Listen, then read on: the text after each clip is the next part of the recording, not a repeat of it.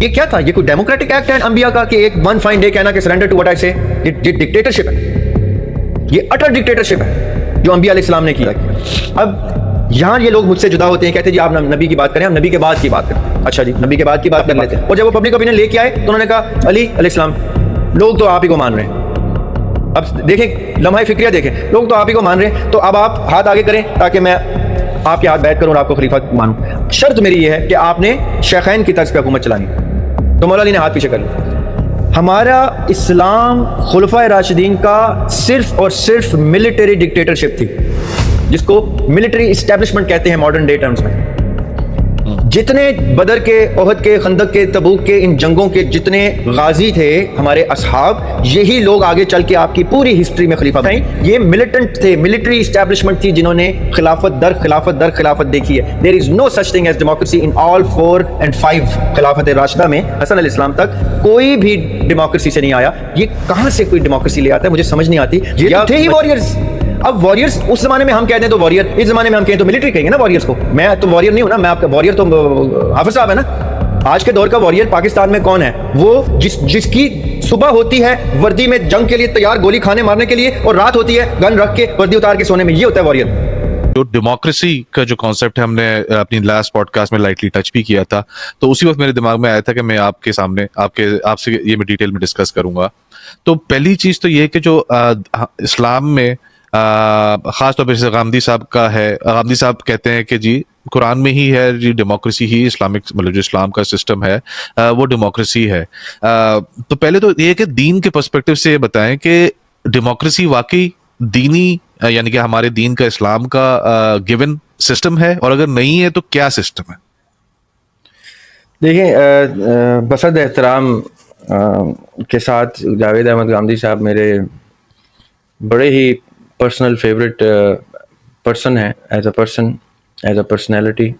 مجھے ذاتی طور پہ بڑی محبت ہے ان سے، اور انشاءاللہ کبھی زندگی میں موقع ملے تو ان سے ملاقات کرنا چاہوں گا، ان کے ساتھ 5-10 منٹ ایٹ لیسٹ ان کے مصروف وقت میں سے ضرور کوشش کروں گا کہ ان کے ساتھ اتنی سٹنگ ہو جائے کہ ایسے لوگوں کی، ایسے پرسنالٹیز کے ساتھ 5-10 منٹ بھی اگر آپ کوالٹی ٹائم اسپینڈ کر لیں تو آپ کی زندگی کو وہ بہت سی چیزوں سے، روشنی سے منور کر دیتے ہیں۔ یہ بڑے خوبصورت لوگ ہوتے ہیں۔ صحیح بات۔ اللہ ان کو زندگی دے، ان کو صحت دے اللہ تعالیٰ، اور ان کی خدمات اسی طرح سے جاری و ساری رکھے۔ میرے جیسے لوگوں کے لیے ہمیشہ وہ ایک استاد کی صورت میں پریزنٹ ہوتے ہیں۔ Having said that, with all due respect, میں ان کی 2-3 ایسی چیزیں ہیں جن سے اختلاف رائے کا حق رکھتا ہوں۔ وہ حق مجھے وہ خود دیتے ہیں، اپنی گفتگو سے یہ چیز نمایاں ہوتی ہے کہ وہ اختلاف رائے کو بڑی نمایاں حیثیت دیتے ہیں اپنی زندگی میں بھی، اور لوگوں کو بھی کہتے ہیں کہ وہ اپنی زندگیوں میں اختلاف رائے کو ایک نمایاں درجے پہ رکھیں، کیونکہ یہ بڑی خوبصورت چیز ہوتی ہے کہ آپ کا کسی شخص سے رائے میں اختلاف ہو۔ اس کا مطلب ہے you are caring an opinion of your own, that matters a lot to people of the literary mindset. وہ اپریشیٹ بھی بہت کرتے ہیں اختلاف رائے کو۔ جی جی، کیونکہ وہ بیسکلی بڑے خوبصورت آدمی ہیں۔ تو وہ انہوں نے اپنے امیڈیٹ استاد امین احسن اصلاحی صاحب مرحوم سے بھی کچھ چیزوں پہ اختلاف کی جرات جسارت کی، اور اس کو منظر عام پہ کتاب کی صورت میں بھی لائے، اور کچھ چیزوں میں ان کے استاد امین احسن اصلاحی مرحوم صاحب، انہوں نے بھی اپنے امام فرائی صاحب مرحوم سے کچھ چیزوں میں اختلاف کیا، اور وہ بڑے، وہی جیسے میں نے آپ سے پہلے کہا نا، خوبصورت طریقے سے کیا ہوا اختلاف خوبصورت طریقے سے ہی گونجتا ہے۔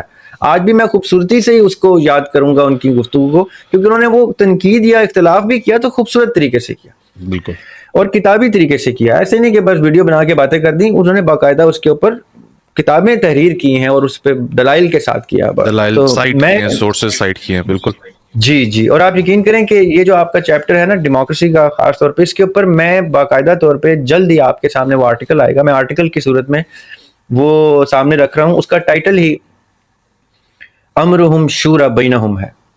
یہ قرآن پاک کی سورہ شورا کی آیت ہے، جس سے غامدی صاحب بھی استدلال کرتے ہیں۔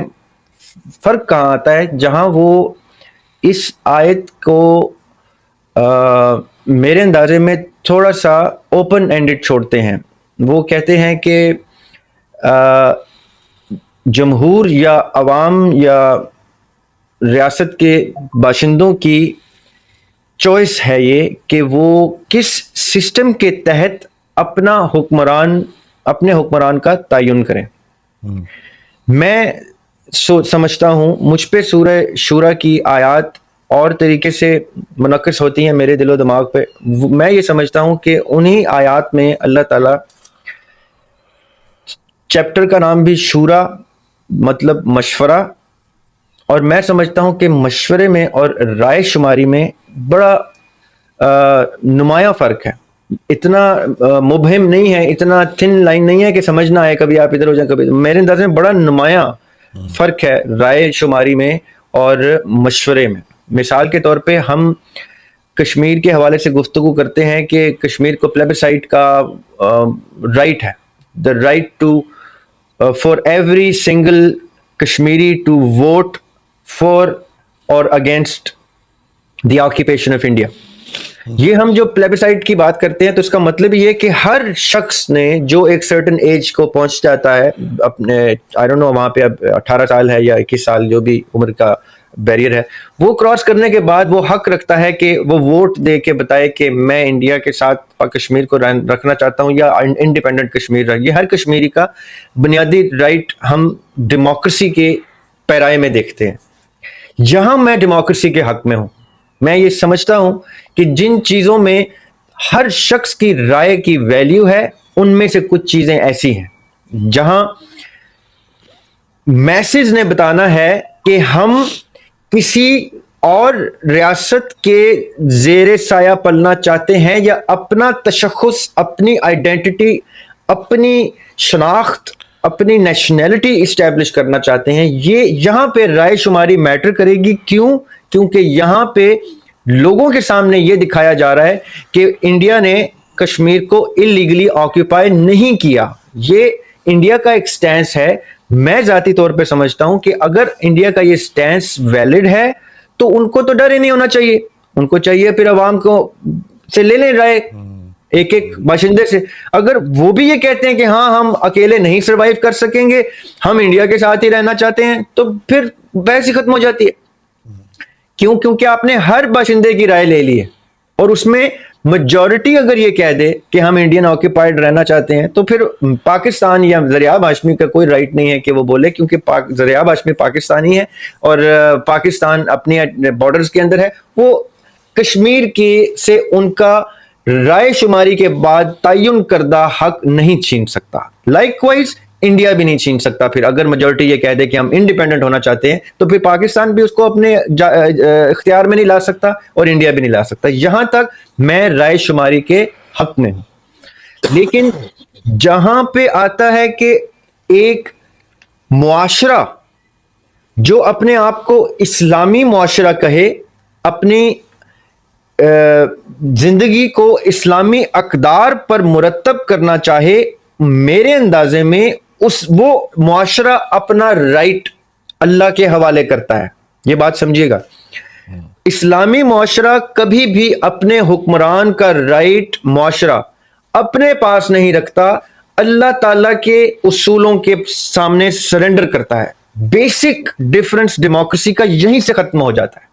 جب میں اپنے آپ کو کسی کی غلامی میں لے آتا ہوں، اسیری میں لے آتا ہوں، تو میں رائے کا حق کھو دیتا ہوں. یہی انڈیا کے ریفرنس سے بھی بات کی جا سکتی ہے. اگر آج مقبوضہ کشمیری یہ کہہ دیتے ہیں کہ ہم انڈیا کے آکیپیشن کے اندر رہنا تسلیم کرتے ہیں تو یونائٹڈ نیشنز کا کوئی رائٹ نہیں ہے، کیونکہ انہوں نے اسیری خود تسلیم کر لی انڈیا کی، اگر وہ یہ کہہ دیتے ہیں. اسی طرح اسلامی معاشرہ اپنے آپ کو قرآن اور سنت کا اسیر کہتا ہے تو بائی ڈیفینیشن اسلامی معاشرہ ہوتا ہے. اب جیسے ہی میں نے اپنے آپ کو کسی کتاب اور کسی ہستی کی سیرت کا اسیر کر دیا، تب میں نے اپنا رائٹ آف اوپینین تو ویسے ہی کھو دیا. میں نے تو دے دیا، ان کے حوالے کر دیا. اب جیسے جیسے وہ کہیں گے یا ان کی کتب یا ان کی تعلیمات کہیں گی، ویسے ویسے میرا سسٹم بنے گا. ڈیموکریسی کا تو رنگ ہی جدا ہو گیا اس سے. اب آپ سمجھیے گا. دیکھیں ڈیموکریسی کیوں اسلام میں لاگو نہیں ہو سکتی، کیونکہ اسلام میں اگر چوری کی سزا ہاتھ کاٹنا ہے تو ڈیموکریسی اگر یہ کہہ دے گی یا ڈیموکریٹک اوپینین یہ آ جائے گی نہیں جی ہاتھ نہ کاٹیں انگلی کاٹیں، تو آپ کو اسلام کا قانون رد کرنا پڑے گا. کیونکہ पॉपुलर ओपिनियन ये आ गया कि उंगली काटने पे मुतफिक हो गए हैं। इसलिए ये मैंने बड़ी छोटी सी मिसाल दी है, ये 10,000 मिसालें बन जाएंगी जहां आप सीरी ऑफ रिलीजन से बाहर आ जाते हैं जब आप पब्लिक ओपिनियन को मैटर कर देते हैं, और वाइस वर्सा जब आप पब्लिक ओपिनियन को डिमिनिश करके अपनी सीरी किताब पे कर देते हैं, फिर आप कहते हैं अगर हाथ काटना है तो काटना है, फिर चाहे पब्लिक ओपिनियन ये हो कि ये जुल्म है, चाहे वो कहीं ये तशद्दुद है, चाहे वो कहीं एक्सट्रीमिज्म है, भाई जो भी है मैंने सीरी तस्लीम की है, अब मैंने अपना डेमोक्रेटिक राइट वक्फ कर दिया गुलामी में। बेसिक कॉमन सेंस डिफरेंस मैं आपको बता रहा हूं, अभी तो मैं कुरान की आयत से इस्तेफादा ही नहीं कर रहा, मैं बेसिक डिफरेंस आपको वहां से इसको नस से पकड़ रहा हूं, जड़ से पकड़ रहा हूं, जहां से डेमोक्रेसी मेरे कागजों में इस्लाम से डायरेक्टली इसलिए मुतसादिम है कि democracy gives everything to the power of people and Islam says surrender all your powers, even your free will to choose, ये तक सरेंडर कर दो इस्लाम के लिए। मैंने शराब नहीं पीनी, ये मेरा एंटी डेमोक्रेटिक डिसीजन है क्योंकि ये किताब का ऑर्डर है, मैंने सरेंडर किया है। मैंने जुमे की नमाज स्टेट ने करनी है, जो अब जुम्मा 5 वक्त की नमाजों में नहीं आता जी, जिसने भी आपको बचपन से सिखाया 5 वक्त की नमाज वाजिब, ये अचानक से जुम्मा कैसे आया? क्योंकि ये उस इस्लामी मुआशरे का इन्फोर्स्ड स्टेट एक्शन होता है। जुम्मा ये स्टेट मुनक्किद करती है, ये नॉन स्टेट एक्शन ही नहीं है। अब जैसे ही आप स्टेट के एक के बाद एक चीजें सादिर करना शुरू करते हैं हुक्म की सूरत में, तो इसका मतलब है डेमोक्रेटिक राइट तो आप एक के बाद एक चॉप ऑफ किए जा रहे हैं। डेमोक्रेसी तो बहुत पीछे रह गई। अब इस्लामी मुआशरा डेमोक्रेसी से कोसों दूर है, क्योंकि democracy by definition directly contradict करती है इस्लाम से, क्योंकि वो जमहूर के हाथ में इख्तियार देती है और इस्लाम रब के और उस रब की तालीमात के अहकामात के आगे सरेंडर करने, submission. Democracy is against submission and submission is against democracy. तो जरिया भाई, अच्छा, जो इसके अंदर अब जो एक समझ लें कस्टमाइज्ड वर्जन है जिसको इस्लामिक डेमोक्रेसी कहते हैं, तो उसके अंदर से ये सारे मसाइल तो चले निकल जाएंगे, राइट? कि भाई के सजाओं के ऊपर कोई वो नहीं होगा, जो कुरान में जिस चीज़ की जो सजा दी हुई है वो उसी तरह से होगी। वो जिस तरह इंजीनियर साहब भी मिसाल देते हैं कि जी अफ्तार में जो है वो शरबत होगा कि शराब होगी, इसके ऊपर वोटिंग नहीं होगी, शरबत कौन सा होगा इसके ऊपर वोटिंग होगी। तो वो जो एक वर्जन जिसको कहते हैं इस्लामिक डेमोक्रेसी, तो वो फिर यहाँ पे कहाँ पे फिट होती है? वो भी इसमें फिट नहीं होती, आप समझते हैं? बासित भाई देखें, पढ़ी लिखी गुफ्तगू करनी चाहिए इंसान को, ख़ास तौर पे जब वो पढ़े लिखे लोगों की उस असातिज़ा की टर्मिनोलॉजीज़ यूज़ करें। जब पढ़े लिखे लोग ये टर्म यूज़ कर गए हैं डेमोक्रेसी, तो हमें उन्हीं की किताबों से डेमोक्रेसी को निकालना है। हम अपनी कोई रिवाइज्ड डेफिनेशन, अब कोई नया लफ्ज़ निकालें ना फिर उसका। आप कहें कि जी मोबाइल फ़ोन, आपके जहन में क्या आता है? मोबाइल फ़ोन क्या होता है? मैं कहूँ जी मोबाइल फ़ोन के ऊपर बैठ के ना मैं अमेरिका चला जाता हूँ, तो आप कहेंगे यार तू उसका जहाज कह दे, तू उसको रॉकेट कह दे, तू उसको सयारा कह दे, तू उसको कोई और, तू मोबाइल फोन तो मत कह उसको, वो बाय डेफिनेशन ही ये काम नहीं कर सकता। उसका नाम ही वो फोन जो मोबाइल हो गया, राइट?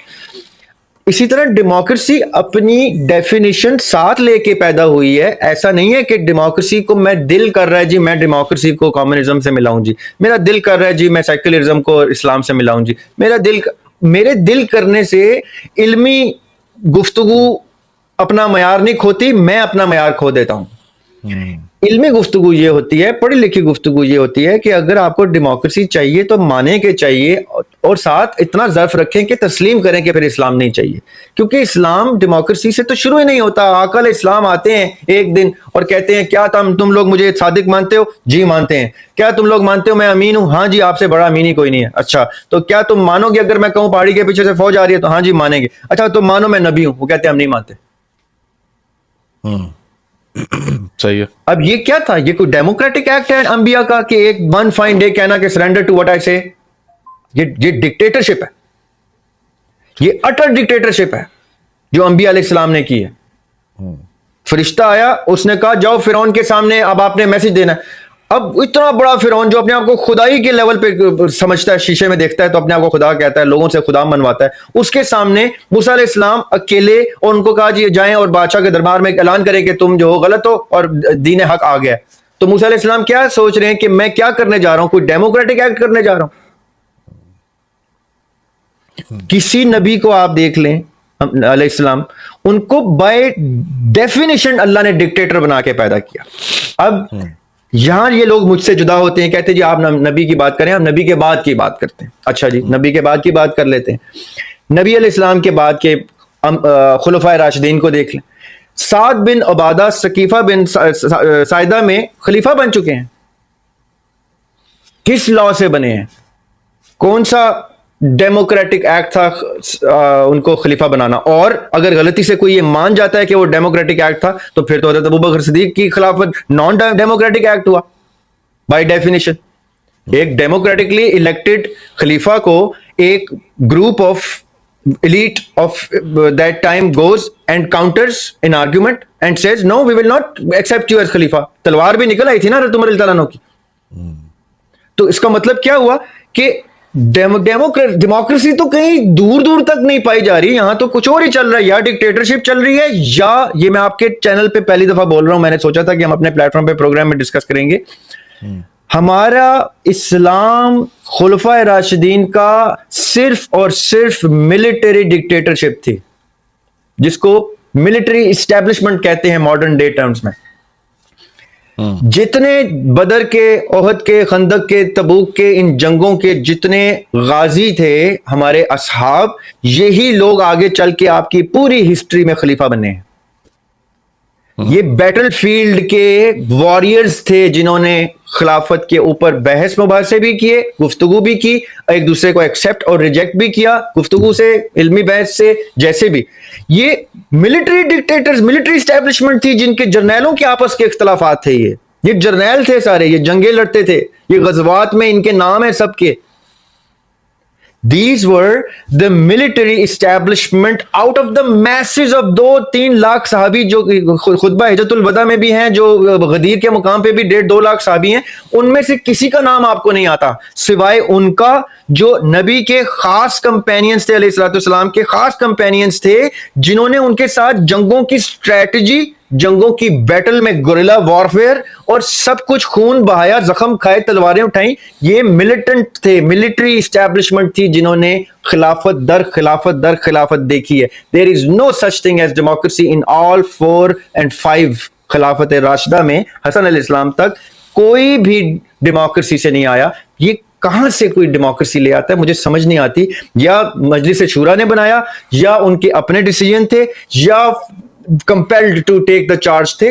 کہیں پہ بھی ڈیموکریسی ہے ووٹ, ایک جگہ ووٹ لیے گئے جب عبد الرحمن بن عوف رضی اللہ عنہ مولا علی کے ٹائم پہ اور عثمان رضی اللہ عنہ کے ٹائم پہ جب خلافت فائنل ہو رہی تھی شورا میں, among the 6-7 people of that time, شورا میں جب ووٹ بیلنس ہو گئی اور عبد الرحمن بن عوف رضی اللہ عنہ نے کہا کہ اب میں جس کی طرف ووٹ دوں گا, میرا جس طرف اشارہ جائے گا وہی خلیفہ ہوگا, تو مجھے 3 دن کا ٹائم چاہیے, اور وہ 3 دن کے بعد ہم یہیں پہ ری یونائٹ ہوں گے. وہ 3 دن انہوں نے کیسے گزارے وہ آ کے بتاتے ہیں کہ میں گلی گلی کوچے کوچے گھوما, میں نے مسافروں سے بھی پوچھا, میں نے لوکل ریزیڈنٹ سے پوچھا, میں نے بڑوں سے پوچھا, میں نے چھوٹوں سے پوچھا, اور پھر میں آیا. تو کیا ہوا, ووٹ انہوں نے پبلک اوپینین دیکھا. اب یہ شورا کا ڈیسیژن تھا, اس شورا میں سے بھی ایک ہستی کا ڈیسیژن تھا کہ میں پبلک اوپینین لوں گا. سمجھ نہیں آپ نے بات. اور جب وہ پبلک اوپینین لے کے آئے تو انہوں نے کہا علی علیہ السلام لوگ تو آپ ہی کو مان رہے ہیں. اب دیکھیں لمحہ فکریہ دیکھیں, لوگ تو آپ ہی کو مان رہے ہیں, تو اب آپ ہاتھ آگے کریں تاکہ میں آپ کے ہاتھ بیعت کروں اور آپ کو خلیفہ مانوں. شرط میری یہ ہے کہ آپ نے شیخین کی طرز پہ حکومت چلانی. تو مولا علی نے ہاتھ پیچھے کر لیا. انہوں نے کہا قرآن اور سنت کی روشنی میں کر دوں گا, شیخین کی صورت میں نہیں کروں گا. کیوں؟ اس لیے کہ یہ پریسیڈنس نہ سیٹ ہو جائے. ہم اگر قرآن اور سنت سے ایڈیشن, کل کو لوگ کہیں گے کہ ہاں جی علی کی علیہ السلام کی بھی طرز میں لے کے آنا, پرسوں لوگ کہیں گے ہاں جی بیچ میں شیخین کے ساتھ علی کو بھی جوڑ دیں, علیہ السلام کو, حسن علیہ السلام کو بھی. وہ کرتے کرتے ایک چین بن جائے گی, ریچول بن جائے گا. ہم اس کو قرآن اور سنت پہ لمٹ کرتے ہیں تو میں خلیفہ بن جاتا. انہوں نے کہا نہیں, اب پبلک اوپینین رد ہو گیا ہے, ڈیموکریسی کلیپس ہو گئی ہے اس کمرے میں. اور انہوں نے کہا ٹھیک ہے اگر آپ شیخین کی طرف پہ نہیں چلتے تو عثمان رضی اللہ عنہ آپ کو ہم خلیفہ بنائیں, اور وہ خلیفہ بنے. اب اینٹی ڈیموکریسی خلیفہ بنے. تو یہ کون سا پریسیڈنس ہے جہاں سے ہمارے علماء نکالنے کی ناکام کوششیں کرتے ہیں صرف اس لیے کہ وہ اس وقت کی حکومت کے سامنے گڈ بکس میں آ جائیں. کہ ہاں جی ہم پرو ڈیموکریسی, ہاں جی ہم پرو ڈیموکریسی.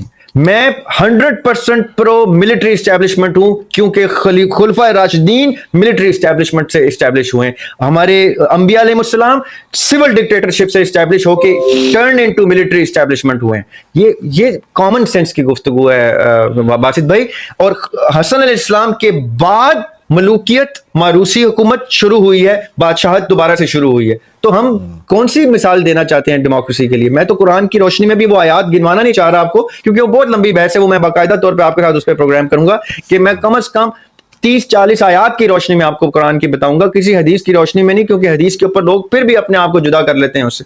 قرآن کی روشنی میں آپ کو بتاؤں گا کہ کس طرح قرآن ڈائریکٹلی اکثریت کو, میجورٹی کو رد کرتا ہے. ارے ذریعہ بھائی یہ اور ایک تو یہ جو آپ نے بھی بات کی ہے 30-40 آیات کی روشنی میں ہم اس کو الگ سے بات کریں گے, اور دوسری جو آپ نے بھی ایک اور بات کی شیخین سے مطلب آپ کا ظاہر ہے کہ حضرت ابو بکر رضی اللہ تعالیٰ عنہ, حضرت عمر رضی اللہ تعالیٰ عنہ ہوئے نا یہاں پہ اس پوائنٹ پہ. تو یہ بھی ایک بڑا ڈیٹیل طلب ڈسکشن ہے جس کو ہمیں الگ سے کرنا پڑے گا. لیکن میں یہاں پہ واپس سے ڈیموکریسی کے اوپر آؤں گا کہ اس زمانے میں بھی جو آپ نے شورا کی بات کی, جو آپ نے بیسکلی شورا کی بات کی, تو وہ اس وقت کے جتنے بڑے بڑے قبیلے تھے ان کے جو سردار ہوا کرتے تھے تو وہ لوگ وہ شورا کا حصہ ہوتے تھے, اور وہ پھر ووٹنگ کہہ لیں یا وہ کہہ لیں.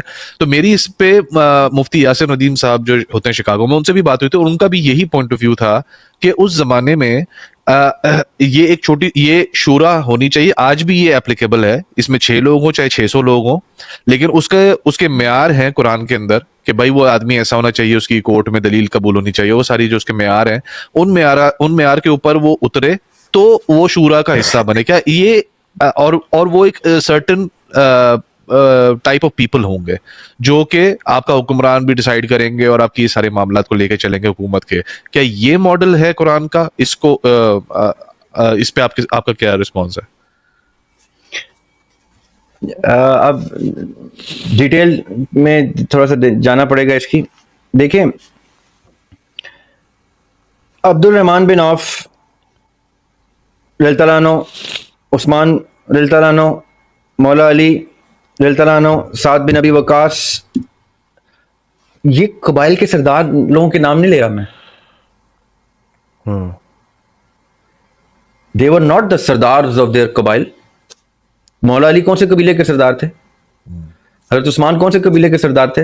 عبد الرحمن بن عوف کون سے قبیلے کے سردار تھے؟ یہ بنو امیہ کے نام لے رہا ہوں میں, حضرت عثمان اور عبد الرحمن بن عوف اور یہ بنو امیہ.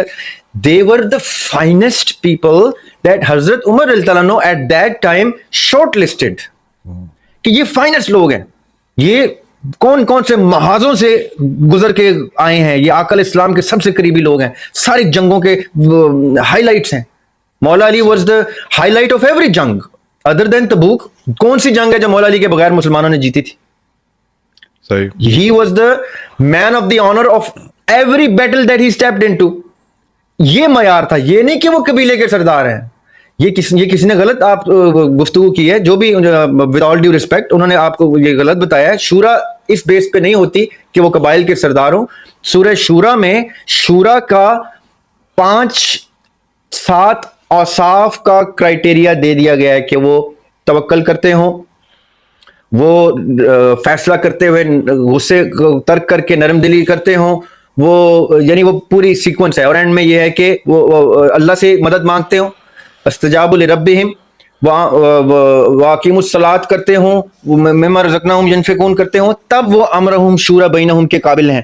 وہ پوری لسٹ ہے, وہ کوئی بھی ہو سکتا ہے, وہ میں بھی ہو سکتا ہوں, وہ آپ بھی ہو سکتے ہیں, وہ نہیں ہونے کو سردار بھی نہیں ہو سکتا, کیونکہ اس کا کرائٹیریا یہ ہے کہ اس نے اپنی زندگی میں اتنی پروفائل بنائی ہو کہ اس کی صداقت کے اوپر لوگ اپنی گردن کٹوانے کو تیار ہوں کہ یہ جھوٹ نہیں بول سکتا, میں اس پہ نیک آن دا لائن لگانے کو تیار ہوں. یہ قابل آدمی ہے, یہ قرآن سے واقف ہے, یہ نبی کی سنت سیرت سے واقف ہے, یہ اپنے پریکٹس سے اپنے عمل سے بتا رہا ہے کہ یہ کبھی بھی غلط آدمی کو نہیں چنے گا, یہ کبھی بھی اپنے ویسٹڈ انٹرسٹ کے لیے کسی کو لسٹ میں نہیں لائے گا. اپنا تو نام چھوڑ ہی دینا, کیونکہ شورا نے اپنا نام نہیں دینا ہوتا.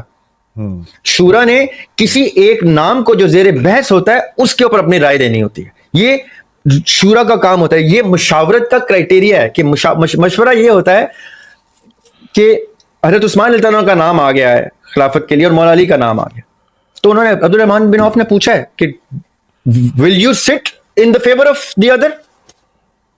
یہ پوچھا ہے عثمان رضی اللہ عنہ نے کہا نہیں, میں تو علی کے حق میں نہیں بیٹھ رہا. ٹھیک ہے, you have the right, کیونکہ آپ ان 6-7 elected لوگوں میں سے.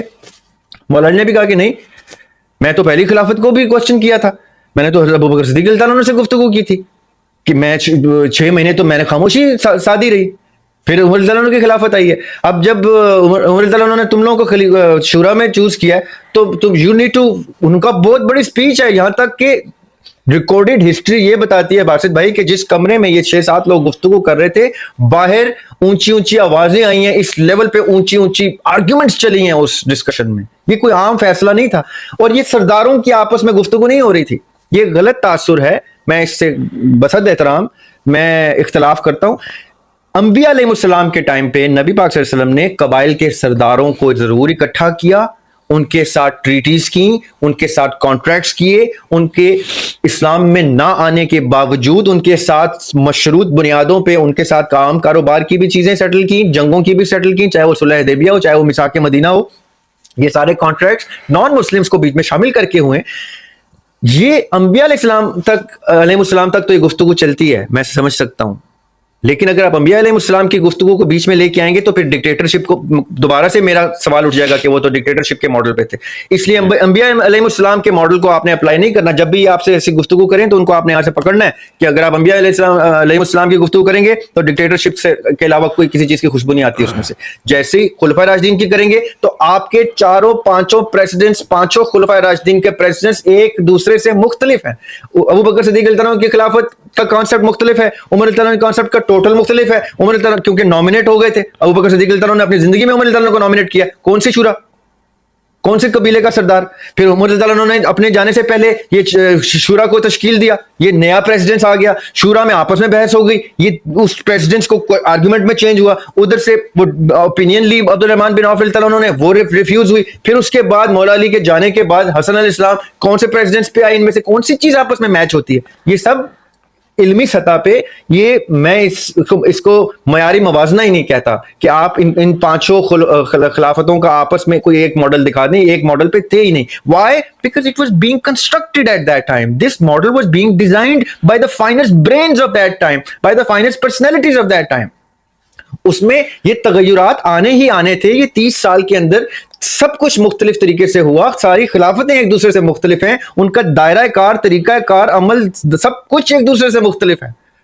اس میں کوئی چیز کامن نہیں ہے. میں ایسی آپ کو اس میں ڈیٹیلز, ہم اگر اس کے اوپر پوڈ کاسٹ کریں تو صبح ہو جائے گی کہ اگر میں 5 کی 5 خلافتیں کھول کے بیان کرنا شروع کر دوں کہ کہاں یہ ایک دوسرے سے بنیادی طور پہ مختلف ہیں, کہاں دین کے امپلیمنٹیشن میں چینجز آتے رہے. 27 جنگیں ہوئی ہیں مولا علی کے دور سے پہلے, ایک جنگ میں بھی مولا علی کی پریزنس نہیں ہے, اور ان کا کیونکہ وہ اس بنیاد سے ہی ایک منفرد سٹینس تھا.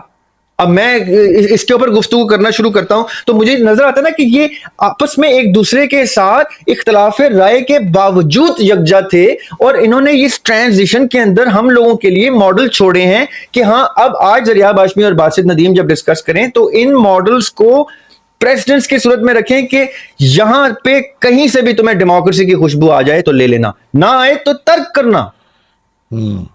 اچھا ذریعہ بھائی ایک سیکنڈ, فیئرنیس کا تقاضا یہ ہے کہ جو میں نے بات جو پٹ اپ کی تھی اور مفتی یاسر ندیم صاحب کی بات کی تھی, تو انہوں نے, ان کا یعنی کہ کہنا یہی تھا کہ جو ہے وہ یا تو قبیلوں کے جو جائے انبیاء کے ٹائم پہ قبیلوں کے سردار ہوتے تھے, لیکن بعد میں انہوں نے بولا کہ جو بعد میں شکل بنی تھی وہ یہ بنی تھی کہ یہ جو آپ نے 7 جو پوائنٹرز بتائے نا کہ ان پوائنٹرز کے اوپر اس آدمی کو پورا آنا چاہیے شورا میں داخل ہونے کے, تو انہوں نے بھی یہی بات کی تھی.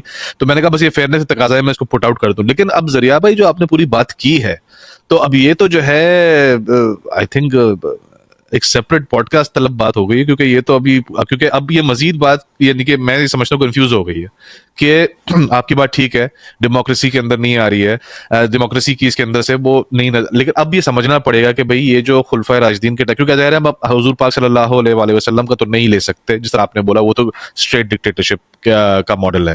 اب یہ اگر آپ جو ہے وہ صحابہ کی طرف جائیں تو جس طرح آپ نے کہا کہ پورے ایوولوشن بیسکلی آپ کہہ رہے ہیں نا کہ ایوالو ہو رہا تھا اس ٹائم پہ, تو اب یہ سمجھنے کے لیے تو ہمیں بالکل ایک سیپریٹ پوڈ کاسٹ کرنی پڑے گی یہاں پہ. تو اب لیکن یہ کہ جو ڈیموکریسی کا کانسیپٹ ہے, اچھا یہ ایک چیز میں سوری آخری سوال آپ سے اس بارے میں پوچھنا چاہوں گا. حمزہ علی عباسی صاحب کو بھی میں نے یہ سوال پٹ اپ کیا تھا کہ جو میں نے یہ شورا والی بات کی ہے کہ اس وقت جو آپ اس کو قبیلوں کا سردار کہہ لیں یا ان 6-7 پوائنٹس پہ پورا آنے والا انسان کہہ لیں, تو ان کا جواب یہ تھا حمزہ علی عباسی صاحب کا کہ اس وقت جو تھے وہ ریسورسز یا سسٹمز اتنے ایوالو نہیں تھے یا اتنے اسٹیبلش نہیں تھے, اس وجہ سے اس وقت یہ والا جو آج کا الیکٹورل سسٹم ہے وہ اس وقت اسٹیبلش کرنا مشکل تھا, پاسبل نہیں تھا. اس وجہ سے وہ کھلی 6, 8, 10, 15, 20 لوگوں سے ووٹنگ کر کے اپنے معاملات کو لے کے چلا جاتا تھا. آج ہم نے پراپرلی سسٹم کو اسٹیبلش کر لیا ہے, تو ہم اس وجہ سے اس کو الیکٹورل سسٹم جو ہے اس کو آج ہم نے اسٹیبلش, تو یہ وہ سیم یعنی کہ انہوں نے سیم مناسبت اس کی کریٹ کی کہ سیم ہی چیز ہے.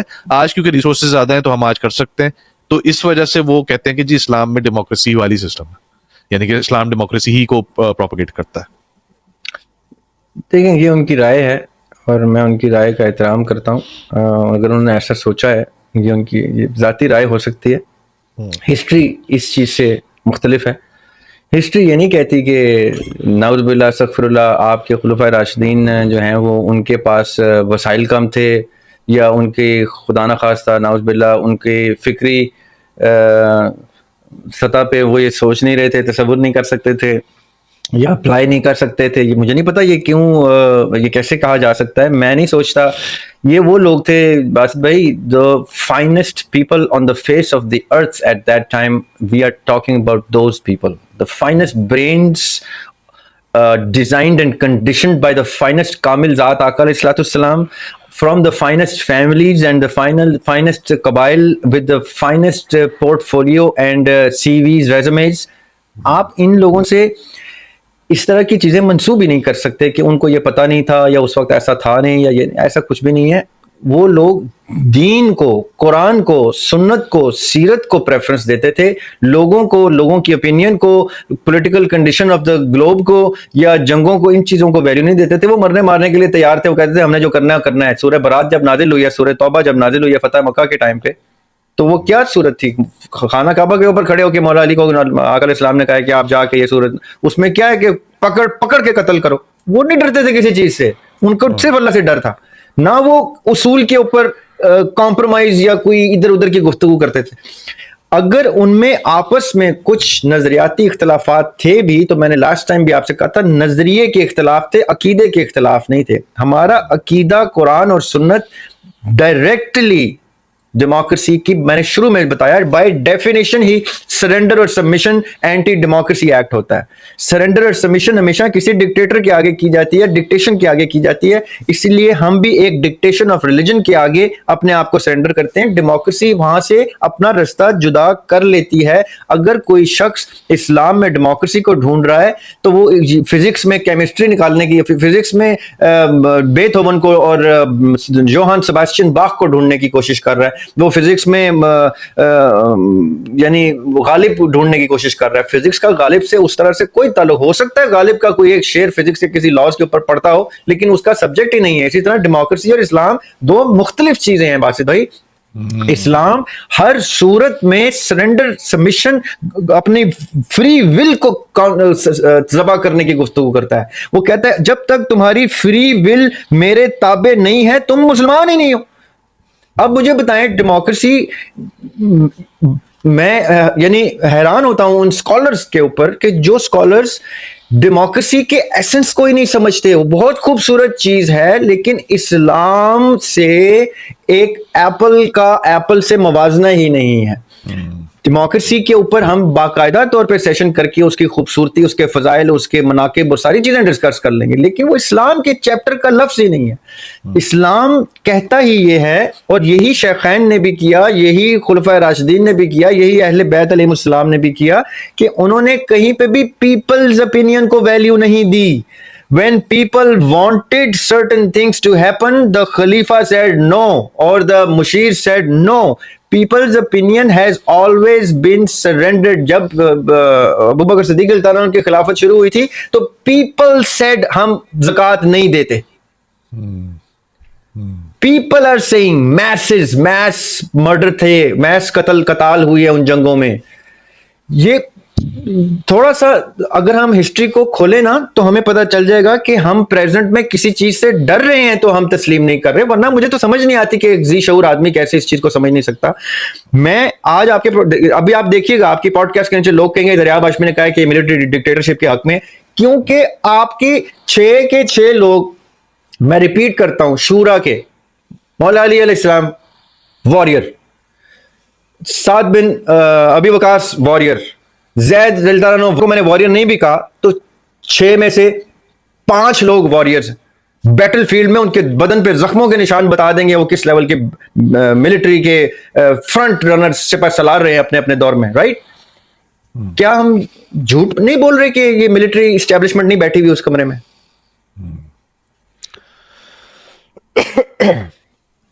سلمان فارسی رضی اللہ عنہ اسٹریٹجسٹ نہیں تھے نا, کتنے بزرگ ہستی نہیں تھے نا, ادھر زندہ تھے, حیات تھے نا, نہیں تھے. ابو ذر غفاری نہیں تھے نا, کیونکہ یہ لوگ as such battle field military نہیں تھے, یہ آقا کی محبت میں جنگ میں اتر جاتے تھے. یہ جن کے جو شورا کے نام ہے, یہ تو ان کی تلواریں ہی تو ان کا خاصا تھی, یہ تو تھے ہی واریئرز. اب واریئرز اس زمانے میں ہم کہتے ہیں تو واریئر, اس زمانے میں ہم کہیں تو ملٹری کہیں گے نا واریئرز کو. میں تو واریئر نہیں ہوں نا, میں آپ کا واریئر تو حافظ صاحب ہے نا. آج کے دور کا واریئر پاکستان میں کون ہے؟ وہ جس کی صبح ہوتی ہے وردی میں جنگ کے لیے تیار, گولی کھانے مارنے کے لیے, اور رات ہوتی ہے گن رکھ کے وردی اتار کے سونے میں. یہ ہوتا ہے واریئر. ان کی زرہ ان کی وردی ہے.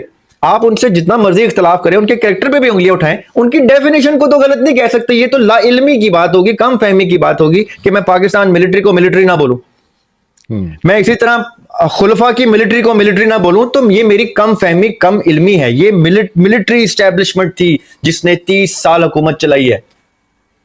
تو اس وقت پھر پاکستان میں تو اسلامی حکومت ہو گئی, اس کا مطلب ہے اس روح سے تو نہیں نا, اسلامی بھی نہیں ہے. پاکستان تو کہیں سے بھی اسلامی حکومت نہیں چلا رہا نا, نہ ابھی سے نہ پچھلے 75 سالوں سے. میں ویسے لائٹر نوٹ میں بول رہا تھا کہ آج تو آئی نو آپ جس رخ سے کہہ رہے ہیں اس میں بھی وہ سامنے آئے نا. جب پرویز مشرف آ گئے تھے, جنرل ضیاء آ گئے تھے, جنرل ایوب آ گئے تھے, یحییٰ خان آ گئے تھے, یہ راحیل شریف آ گئے تھے, پرویز کیا نہیں یہ طاقت میں آ جائیں تو آپ کہیں ہاں جی یہ ملٹری اسٹیبلشمنٹ ہے. اب یہ کسی حد سے آپ اسلام سے ریلیٹ کر سکتے ہیں, کیونکہ جو جنگ لڑ رہا ہے وہی ڈکٹیٹر بن گیا ہے. اچھا ذریعہ بھائی, اب یہاں پہ دینا, اب ظاہر ہے کہ ہماری کانورسیشن کافی لمبی ہو گئی اور اس وقت جو ہے آئی تھنک کافی کنفیوز بھی ہو گئی ہے. تو اب میں یہ چاہوں گا ایک چھوٹی سی بات میں ایڈ کر دوں. جی. خلافت میں جو خلیفہ وقت ہوتا ہے وہی قاضی ہوتا ہے, وہی سپہ سالار ہوتا ہے. امیر المومنین بھی وہی, قاضی بھی وہی, سپہ سالار بھی وہی. صحیح ہے. آپ یہ تینوں ٹریٹس جس بھی کنٹری میں فٹ کریں گے وہ خلافت کے ماڈل سے سب سے کلوز پایا جائے گا. صحیح ہے. اب آپ پاکستان کو فٹ کریں اس میں, یا کسی اور ایدی یامین کو فٹ کریں اس میں, معمر قذافی کو فٹ کریں اس میں, صدام حسین کو فٹ کریں اس میں, جس کو آپ نے فٹ کرنا کریں, وہ اگر قاضی بھی وہی ہے, خلیفہ بھی وہی ہے, اور سپہ سالار بھی وہی ہے, تو وہ closest to the model of خلافت ہے.